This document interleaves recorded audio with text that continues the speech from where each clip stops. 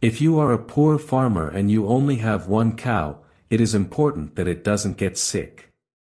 Because if it does and you need to get a vet to come and see it, that can be very expensive. But if you are afraid that your cow will die, then you must send for the vet, even if it is the festive season and Christmas was only 2 days ago. 2 days after Christmas, a Zulu woman and her schoolboy son sat waiting for me to finish my morning's clinic in Anaini. She wanted me to visit her old mother's cow, which had a calf waiting to be born.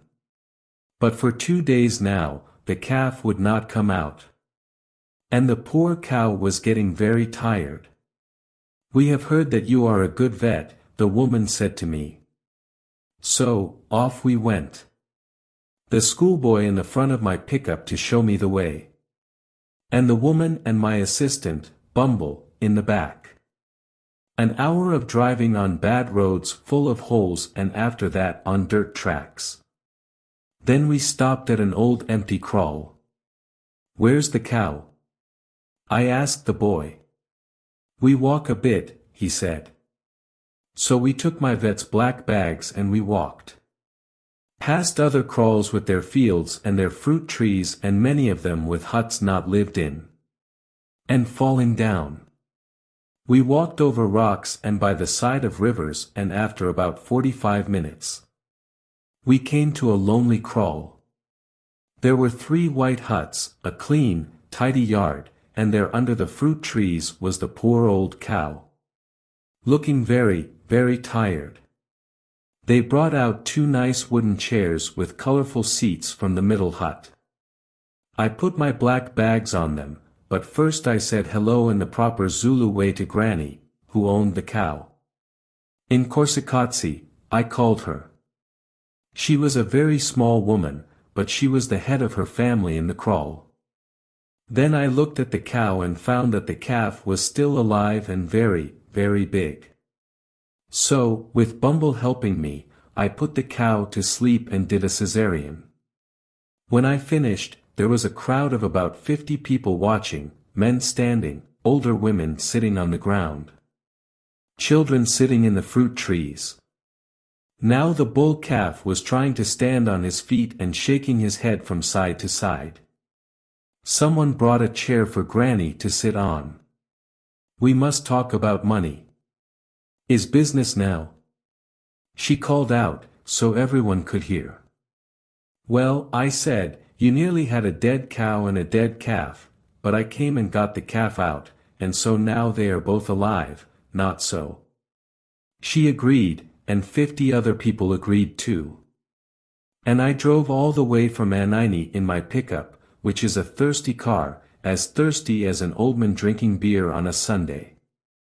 Smiles and laughter.